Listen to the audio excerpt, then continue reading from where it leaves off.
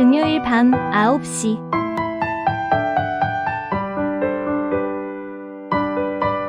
온 가족이 함께하는 온라인 가정예배. 지금 시작합니다.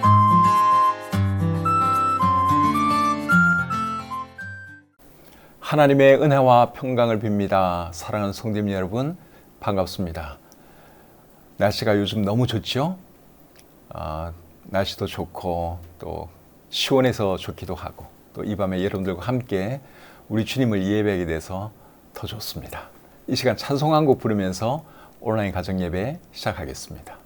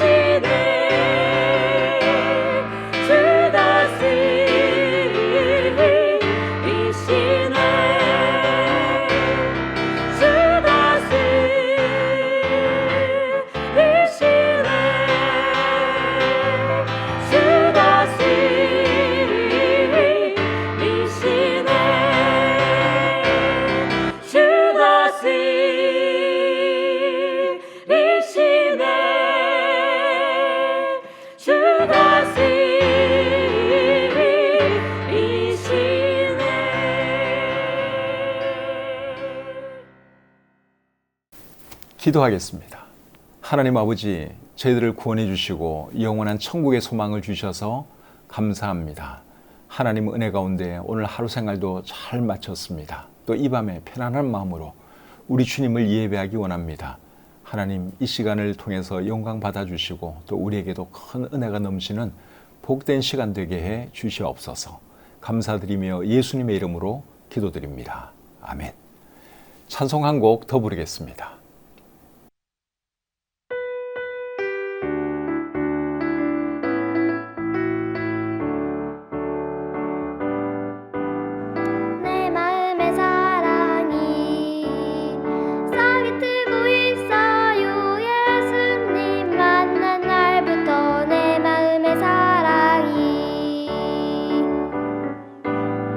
내 마음의 기쁨이 싹이 트고 있어.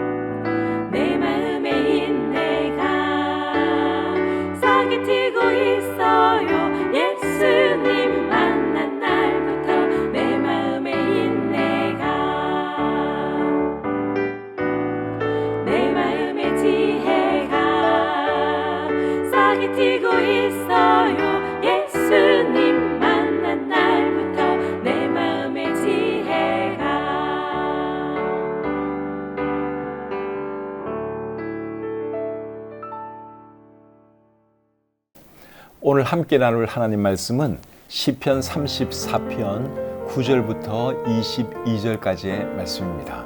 이 말씀을 제가 읽어드릴 때 여러분들 눈으로 잘 따라 읽으시기를 바랍니다. 너희 성도들아 여호와를 경외하라. 그를 경외하는 자에게는 부족함이 없도다. 젊은 사자는 궁핍하여 줄일지라도 여호와를 찾는 자는 모든 좋은 것에 부족함이 없으리로다.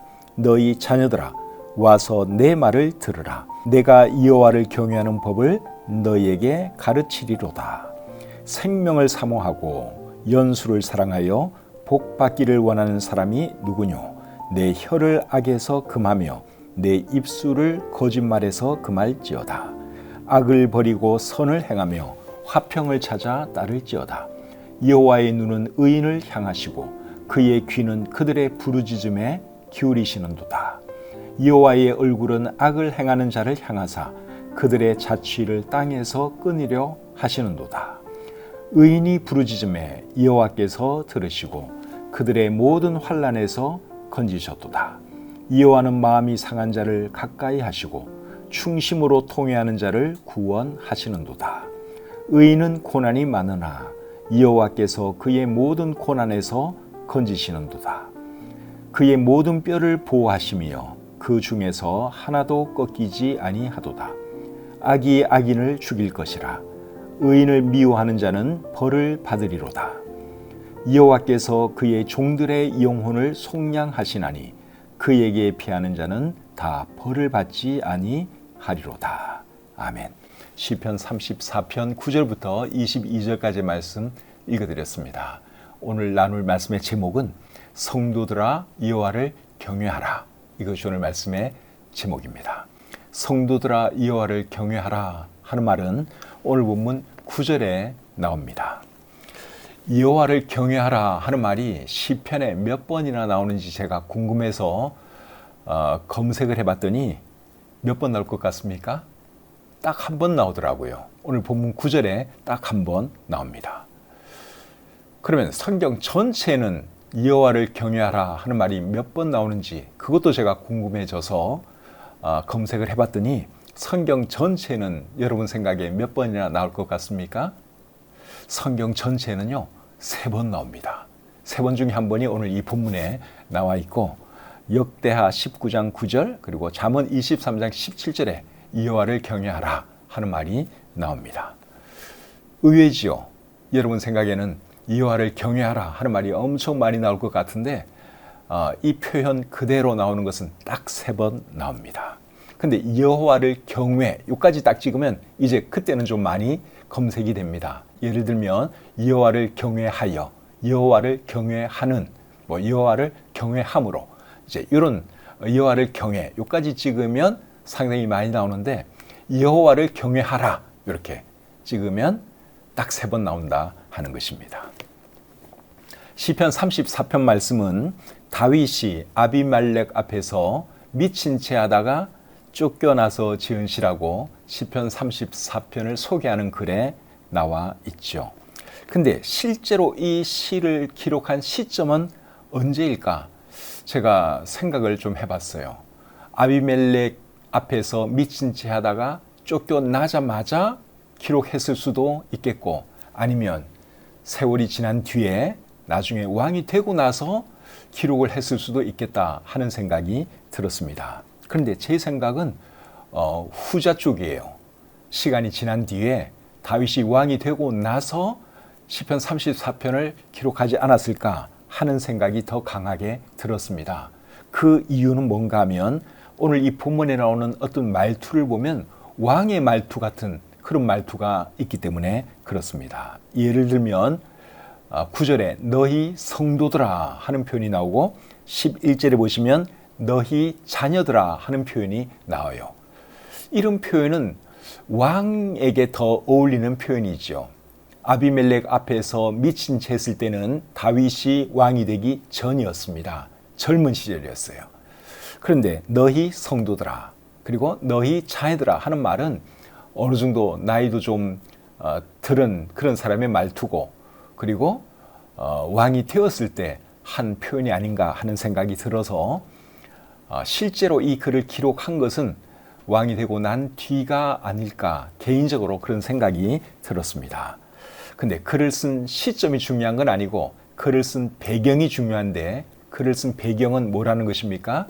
다윗이 아비멜렉 앞에서 미친 채 하다가 쫓겨난 것이 그 배경이다 하는 것이죠. 이제 오늘 본문의 내용을 살펴보겠습니다. 9절 10절입니다. 너희 성도들아 여호와를 경외하라. 그를 경외하는 자에게는 부족함이 없도다. 젊은 사자는 궁핍하여 줄일지라도 여호와를 찾는 자는 모든 좋은 것에 부족함이 없으리로다. 여호와를 경외하라 그렇게 말을 하면서 여호와를 경외하는 자는 부족함이 없다 그렇게 말을 하고 있죠. 어느 정도로 부족함이 없는가 하면 젊은 사자는 궁핍하여 줄일지라도 여호와를 경외하는 자는 부족함이 없을 정도로 부족함이 없다 그렇게 말을 하고 있죠.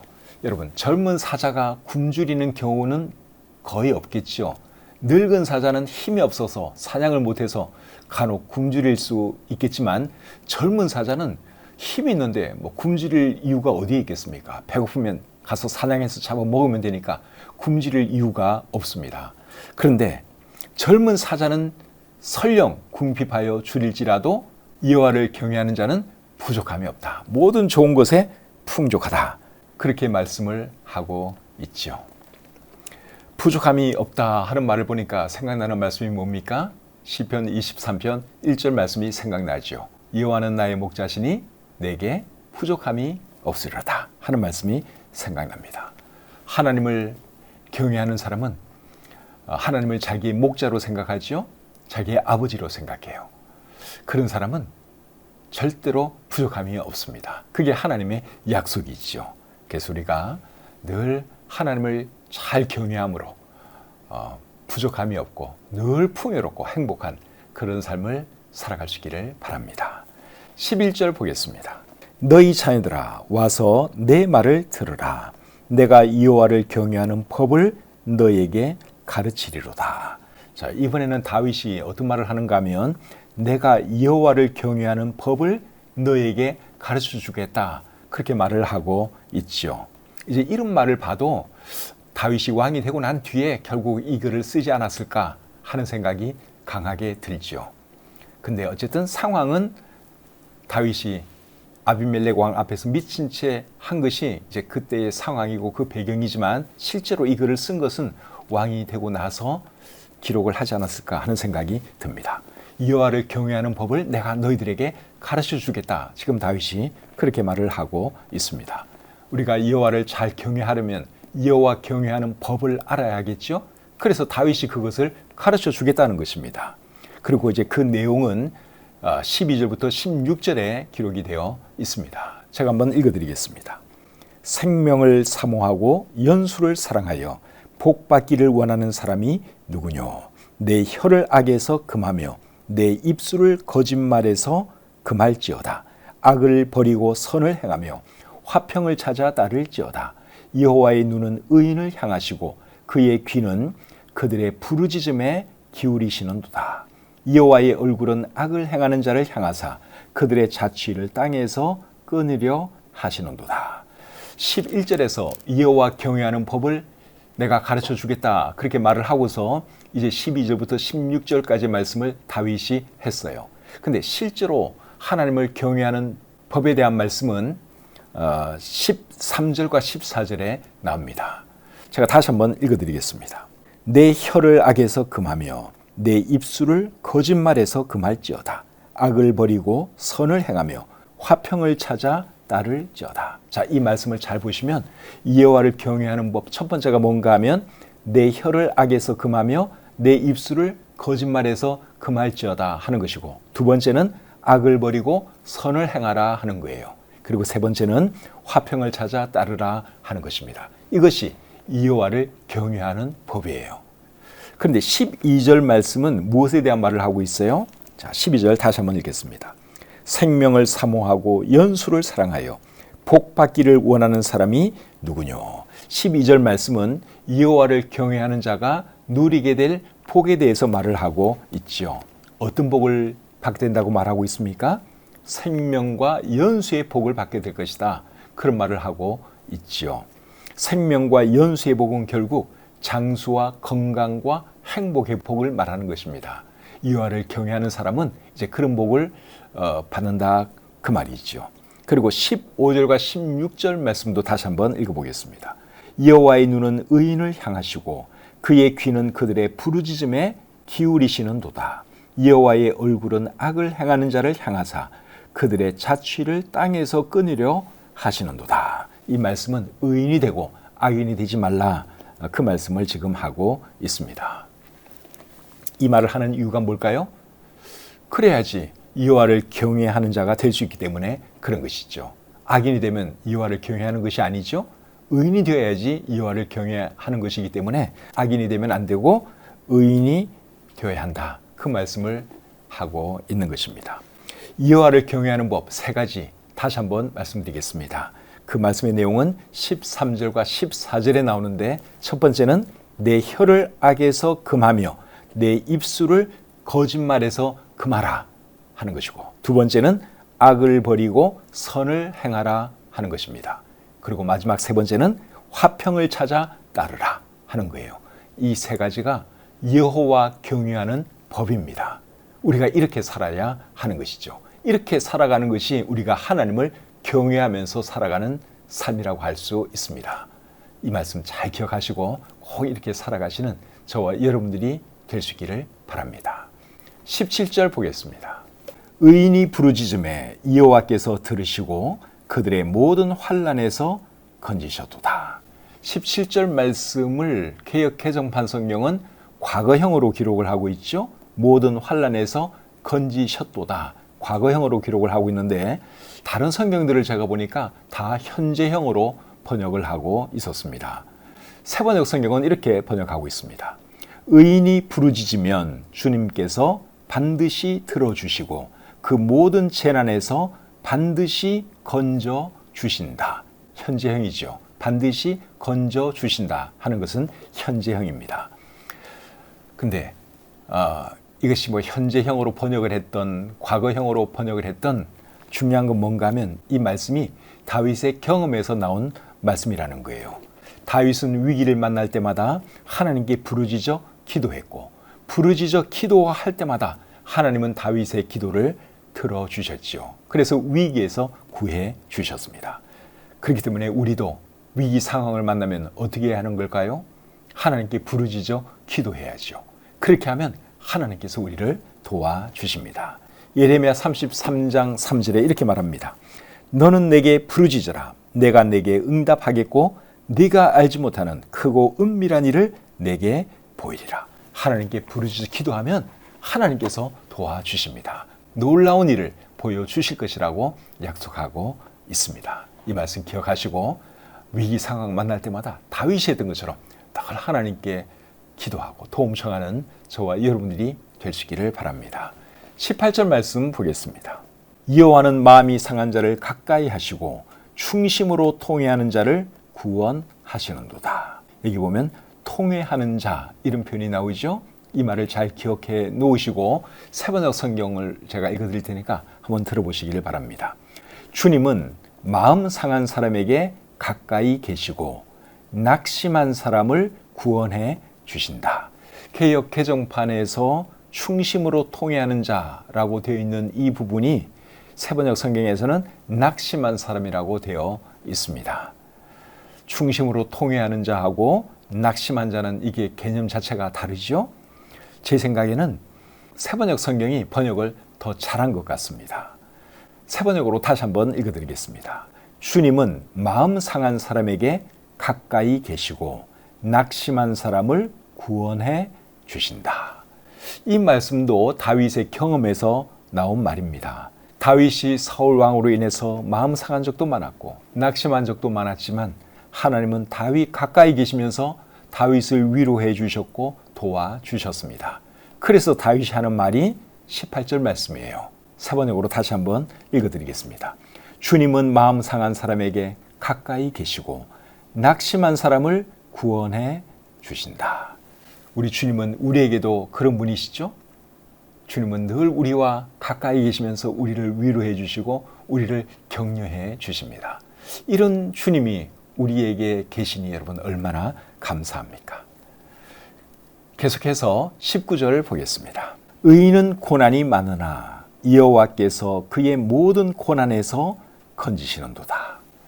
의인은 고난이 없으면 좋은데 의인은 고난이 많다고 말씀하고 있습니다. 그렇지만 하나님께서 의인을 모든 고난에서 구해 주신다고 말씀하고 있죠. 그렇기 때문에 의인은 고난 중에서도 소망이 있습니다. 반대로 악인은 어떻습니까? 악인은 고난당하면 그걸로 끝나는 것이죠. 그런데 의인은 고난이 많긴 하지만 그래도 하나님께서 고난에서 건져주신다. 그렇게 말씀을 하고 있습니다. 그래서 의인에게는 소망이 있는 것이죠. 잠언 10장 28절에 이렇게 기록되어 있습니다. 의인의 소망은 즐거움을 이루어도 악인의 소망은 끊어지느니라. 잠언 14장 32절은 또 이렇게 말합니다. 악인은 그의 환난에 엎드러져도 의인은 그의 죽음에도 소망이 있느니라. 그러니까 의인과 악인 양쪽 다 고난은 있어요. 근데 차이가 뭔가 하면 악인은 고난당하면 그걸로 끝나지만 의인에게는 고난 중에도 희망이 있다, 소망이 있다 하는 것입니다. 왜냐하면 하나님께서 고난에서 건져 주실 것이기 때문에 그런 것이죠. 19절 말씀이 참 좋습니다. 다시 한번 읽어드리겠습니다. 의인은 고난이 많으나 여호와께서 그의 모든 고난에서 건지시는도다. 아멘이시죠? 이런 하나님이 우리에게 계신 것 생각하면 너무너무 감사합니다. 20절 말씀 보겠습니다. 그의 모든 뼈를 보호하시며 그 중에서 하나도 꺾이지 아니하도다. 이 말씀은 하나님께서 의인을 보호해 주신다 하는 말씀인데 예수님에 대한 예언 같기도 하죠. 요한복음 19장 36절에 보시면 예수님에 대해서 이런 말씀을 하고 있습니다. 이 일이 일어난 것은 그 뼈가 하나도 꺾이지 아니하리라 한 성경을 응하게 하려 함이라. 다윗이 오늘 본문 20절 말씀을 기록했을 때 예수님을 염두에 두고 기록한 것은 아닙니다. 그런데 하나님은 20절 이 말씀을 예수님을 통해 이루어지게 하셨죠. 그래서 20절 이 말씀은 결국 예수님에 대한 예언의 말씀이 되었다 하는 것입니다. 21절 계속 보겠습니다. 악이 악인을 죽일 것이라 의인을 미워하는 자는 벌을 받으리로다. 세 번역 성경으로 또 읽어보겠습니다. 악인은 그 악함 때문에 끝내 죽음을 맞고 의인을 미워하는 사람은 반드시 마땅한 벌을 받을 것이다. 21절 말씀이 주는 교훈이 뭡니까? 악인이 되지 말고 의인이 되라 하는 것이죠. 의인은 하나님을 경외하는 사람을 말하고 악인은 하나님을 경외하지 않는 사람을 말합니다. 그래서 우리는 이미 의인이 된 사람들이에요. 그래서 우리는 하나님을 더 잘 섬겨야 하는 것이죠. 이제 마지막으로 22절입니다. 여호와께서 그의 종들의 영혼을 속량하시나니 그에게 피하는 자는 다 벌을 받지 아니하리로다. 영혼을 속량한다 하는 표현이 나오는데 영혼을 속량한다 하는 말은 목숨을 구해준다 그 말입니다. 그리고 그에게 피하는 자는 벌을 받지 않는다 하는 표현이 나오는데 이 말은 정죄를 받지 않는다 그 말이에요. 하나님께 피하는 자는 정죄를 받지 않는다 그 말입니다. 22절 말씀을 세번역 성경으로 한번 읽어보겠습니다. 주님은 주님의 종들의 목숨을 건져주시니 그를 피난처로 삼는 사람은 정죄를 받지 않을 것이다. 그렇기 때문에 우리는 어떤 사람이 되어야 하는 겁니까? 주님의 종들이 되어야 하고 주님을 피난처로 삼는 사람이 되어야 하는 것이죠. 그런 사람이 다 되시기를 우리 주님의 이름으로 축복합니다. 오늘 본문 말씀이 우리에게 주는 교훈은 한마디로 하나님을 경외하라 하는 거예요. 하나님 잘 섬기라 하는 것입니다. 오늘 본문 말씀 우리 마음에 잘 새기셔서 꼭 그렇게 살아가시는 우리 모두가 되었으면 좋겠습니다. 찬송 한 곡 부르겠습니다.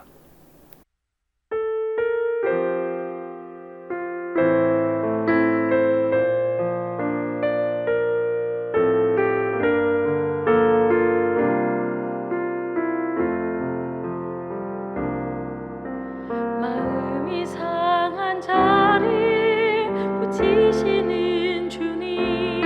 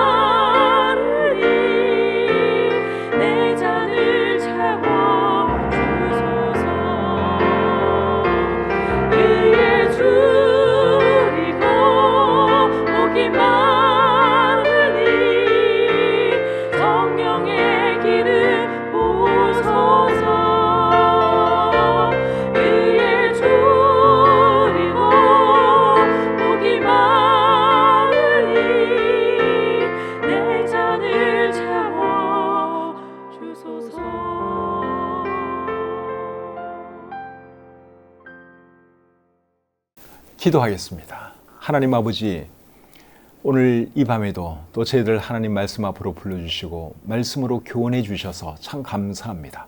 하나님을 경외하라 하는 말씀을 우리가 오늘 들었는데 이 말씀 잘 기억하고 살게 도와주시고 늘 하나님을 우리의 목자 삼고 아버지로 삼고 하나님을 잘 섬기면서 살아가게 해 주시옵소서. 주신 말씀을 감사드리며 예수님의 이름으로 기도드립니다. 아멘.